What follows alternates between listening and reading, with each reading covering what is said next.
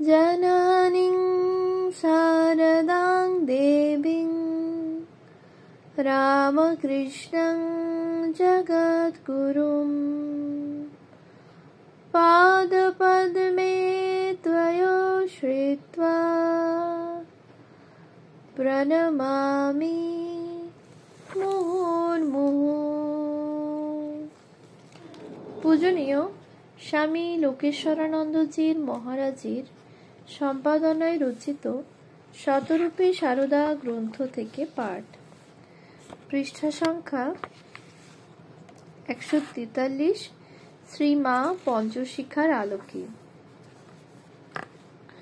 মাঝখানে নানা রকম জটিল সাংসারিক সমস্যা ও আদিভৌতিক অস্বস্তিতে বিব্রত হয়ে মহেন্দ্র তাঁর কথামৃত সাধনাতে তত আর মনোনিবেশ করতে পারছিলেন না। কিন্তু তাঁর সাধন ক্ষেত্রের অধিষ্ঠাত্রী দেবী শ্রী শ্রী মায়ের ছিল সদা সজাগ দৃষ্টি। 1895 সালের 26শে নভেম্বর তারিখে মহেন্দ্রনাথকে শ্রী শ্রী মা লিখছেন, কল্যাণবরেষু, যে বিষয়গুলি অর্থাৎ ঠাকুরের যে কথাগুলি বলিবার জন্য বাছিয়া রাখিবার কথা বলিয়াছেন, তাহা ঠিক করিয়া বাছিয়া রাখিবেন। উৎস মাসিক বসুমতী, আশ্বিন 1360, পৃষ্ঠা 941। মহেন্দ্র তার মাতৃবাণীতে উৎসাহিত হয়ে আবার জোর কদমে এগিয়ে চললেন মহাগ্রস্ত সম্পাদনার পূর্ব প্রস্তুতির নিদিদ্ধা সানায়। শ্রী রামকৃষ্ণের বাণীকে আশ্রয় করে মহেন্দ্রের সারস্বত সাধনা নতুন একটি খাতে প্রবাহিত হতে শুরু করল। এরপর থেকে এই সময় Mahendra a leaf from the gospel of Shri Ramakrishna শীর্ষক কয়েকটি পুস্তিকা রচনা করেন এবং ইংরাজি ব্রহ্মবাদীন ও ডন পত্রিকাতে এগুলি প্রকাশিত হয়। এগুলি পাঠ করে মুগ্ধ হয়ে স্বামী বিবেকানন্দ মাস্টারমশাইকে অভিনন্দন জানিয়ে একটি চিঠিতে লিখলেন, এই বিরাট কাজ আপনার জন্যই পড়েছিল, তিনি নিশ্চয়ই আপনার সঙ্গে আছেন। উৎস বাণী ও রচনা, 8ম খণ্ড, 4র্থ সংস্করণ, 1384, পৃষ্ঠা 18। রামকৃষ্ণ মিশন অ্যাসোসিয়েশনের সাপ্তাহিক আসরে মহেন্দ্র ইংরেজিতে ও বাংলায় কথামৃত পাঠ করে শোনালেন। প্রশংসার পুষ্পবৃষ্টি লেখক মহেন্দ্রকে অভিভূত করল, কিন্তু নিন্দার কণ্টকও পথে চলতে গিয়ে তাঁর পা দুখানিকে ক্ষতবিক্ষত করে তুলল। সহৃদয় সংবেদনশীল মহেন্দ্র পুনর্বার দ্বিধাকুণ্ঠার ঘরে পড়লেন। জয়রামবাটিতে শ্রী শ্রী মায়ের কাছে সবকিছু নিবেদন করে চিঠি লিখলেন। 1897 খ্রিস্টাব্দের 4 জুলাই তারিখে শ্রী শ্রী মা মহেন্দ্রকে আশ্বস্ত করে লিখলেন, বাবা জীবন, তাহার নিকট যাহা শুনিয়াছিলে সেই কথাই সত্য, ইহাতে তোমার কোনো ভয় নাই। এক সময় তিনি তোমার কাছে এ সকল কথা রাখিয়াছিলেন, এক্ষণে আবশ্যক মতো তিনি প্রকাশ করাইতেছেন। এ সকল কথা ব্যক্ত না করিলে লোকের চৈতন্য হইবে নাই জানিবে। তোমার নিকট যে সমস্ত তাহার কথা আছে তাহা সবই সত্য। একদিন তোমার মুখে শুনিয়া আমার বোধ হইল তিনিই ওই সমস্ত কথা বলিতেছেন। প্রেরণাপূর্ণ অভয়দাত্রী জননীর এই আশীর্বাদ পত্রটি উল্লেখ করেই শ্রী ম 1910 সালের 27শে সেপ্টেম্বর তারিখে লিখেছিলেন, মা, 13 বর্ষ পূর্বে যখন শ্রী শ্রী কথামৃত প্রণয়ন দুরূহ ব্রত তোমার অকৃতি সন্তান গ্রহণ করেছিল, তুমি আশীর্বাদ করিয়াছিলে ও অভয় প্রদান করিয়াছিলে। শ্রী শ্রী মায়ের এই আশীর্বাদ বজ্র ধারণ করেই মহেন্দ্র সন্দেহ দ্বিধার কুয়াশা ভেদ করে এগিয়ে চললেন। তিনি শ্রী ম ছদ্মনামে শ্রী শ্রী রামকৃষ্ণ কথামৃত তত্ত্বমঞ্জরি, উদ্বোধন, বামা বোধিনী ইত্যাদি পত্রিকায় প্রকাশ করতে থাকেন এবং ফলত শ্রীরামকৃষ্ণের ভক্তমহলে তথা সাধারণ পাঠকবর্গের মধ্যে প্রভূত উৎসাহের আলোড়ন শুরু হয়ে যায়। প্রথমে ক্ষীণ স্রোতে প্রবাহিত কথামৃত ধারা ক্রমে ক্রমে বিপুল বিশাল ব্যাপ্ত কুলপ্লাবী প্লাবনী গঙ্গার আকার ধারণ করল। পবিত্র এই ভাবগঙ্গা থেকে অমৃত সংগ্রহ করলেন উদ্বোধনের প্রকাশক স্বামী ত্রিগুণাতীতানন্দজি। তিনি উদ্বোধন কার্যালয় থেকে শ্রী শ্রী রামকৃষ্ণ কথামৃত প্রথম ভাগ প্রকাশ করলেন। সে দিনটি ছিল শ্রী শ্রী ঠাকুরের জন্মতিথি 11 মার্চ 1902। উৎসর্গপত্রে শ্রী ম লিখলেন, মা ঠাকুরের জন্ম মহোৎসব উপস্থিত। এই আনন্দের দিনে আমাদের এই নৈবেদ্য গ্রহণ করুন। শ্রী শ্রী রামকৃষ্ণ কথামৃত এই নতুন নৈবেদ্য। ক্রমে কথামৃত অনুরাগীদের মধ্যে উদ্দীপনা ও আলোড়ন আরো বিশাল ও ব্যাপক হয়ে দেখা দিল। উৎসাহের আবেগে খরস্রোতে দ্রুত গতিতে এগিয়ে চললেন শ্রীম এবং অতি অল্প সময়ের মধ্যে আরো 3টি বড় নৈবেদ্য সুন্দরভাবে রচনা করে সাজালেন এবং শ্রদ্ধাবনত চিত্তে মাতৃচরণে উৎসর্গ করলেন। মাত্র 8 বছরের মধ্যে কথামৃতের 4টি ভাগ প্রকাশিত হল। এই 4টি বড় নৈবেদ্য ছাড়াও শ্রী ম বেশ কয়েকটি ছোট নৈবেদ্য শ্রী শ্রী মায়ের কাছে উৎসর্গ করলেন। ছোটখাটো নৈবেদ্যগুলি হচ্ছে 4 ভাগ কথামৃতের বিবিধ সংস্করণ। শ্রী শ্রী মায়ের আকাঙ্ক্ষা ছিল কথামৃতের আরো কয়েক খণ্ড প্রকাশিত হয়। তিনি বলেছিলেন, মাস্টারের বইও বেশ, যেন ঠাকুরের কথাগুলি বসিয়ে দিয়েছে। কি মিষ্টি কথা!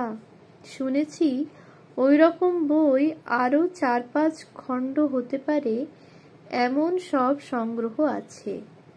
তা এখন বুড়ো হয়েছে, আর পারবে কি? উৎস শ্রী শ্রী মায়ের কথা, প্রথম ভাগ, পৃষ্ঠা 65। শ্রী শ্রী মা অন্যত্র বলেছিলেন, আহা, মাস্টার মশাইয়ের দেহটি ভালো থাকলে আরো কত উপদেশ বেরুত এবং লোকের কত উপকার হতো। উৎস শ্রী শ্রী মায়ের কথা, দ্বিতীয় ভাগ, পৃষ্ঠা 370। মাস্টার মশাইয়েরও ইচ্ছা ছিল 6-7 খণ্ডে কথামৃত সম্পূর্ণ করার পর শ্রীমুখ কথিত চরিতামৃত অবলম্বন করে শ্রী রামকৃষ্ণের একটি জীবনী লিখবেন।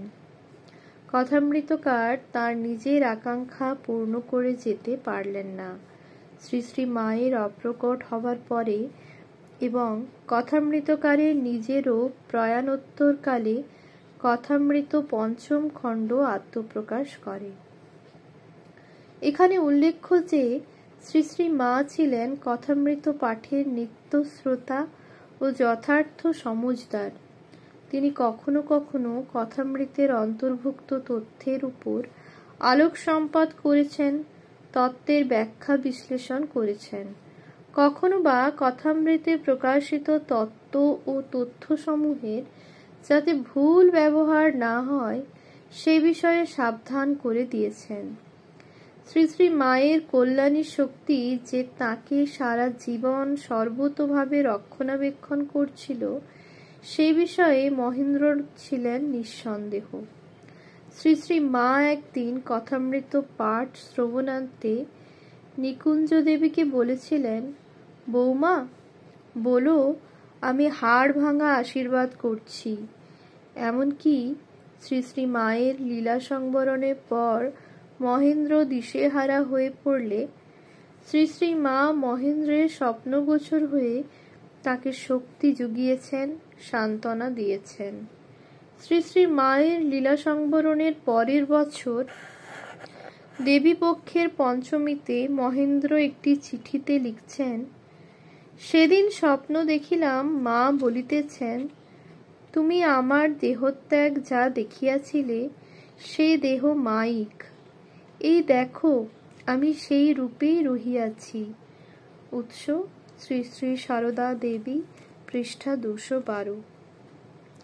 ঠিক তেমনি তিনি একান্তভাবে বিশ্বাস করতেন যে শ্রী শ্রী মাই তাঁর কথামৃত সাধনাকে সর্বতোভাবে সিদ্ধিযুক্ত করতে সাহায্য করেছেন।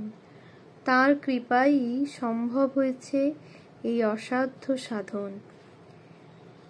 এই মহৎ বিশ্বাসে স্থিত হয়েই তিনি কথামৃতের ভূমিকায় নির্দ্বিধায় লিখেছিলেন, মা, তোমার আশীর্বাদ ও অভয় বাণী এই দাসানুদাসের একমাত্র অবলম্বন। শ্রীমর কথামৃত রচনায় রয়েছে একটি গাম্ভীর্য, পেলবতা ও মেজাজ, যা মনে করিয়ে দেয় জয়রামবাটির কোল ঘেঁষে বয়ে যাওয়া স্নিগ্ধ, সুন্দর, সহজ, সচ্ছল আমোদর নদকে।